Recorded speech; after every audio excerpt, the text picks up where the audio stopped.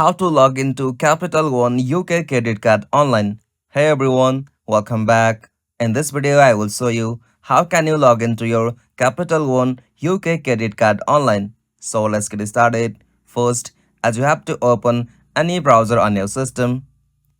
After you open browser, in the search field, you'll have to search for Capital One UK credit card. After you search for that, simply you can find official site of capitalone.co.uk. Simply you'll have to tap on that. After you tap on that, you'll get this kind of interface. From here, at the top right, tap on sign in.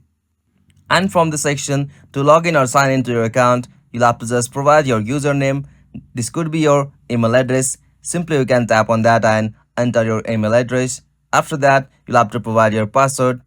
And after you enter the password, tap on sign in. Once you have entered correct username and password, you will be directly logged into your Capital One account. If you have forgotten your password or username, simply you can go with the option I have forgotten my username or password. After that, you'll be able to log into your Capital One UK credit card. If you found this video helpful, please make sure to like and subscribe for more videos like this. Thanks for watching. Have a good day.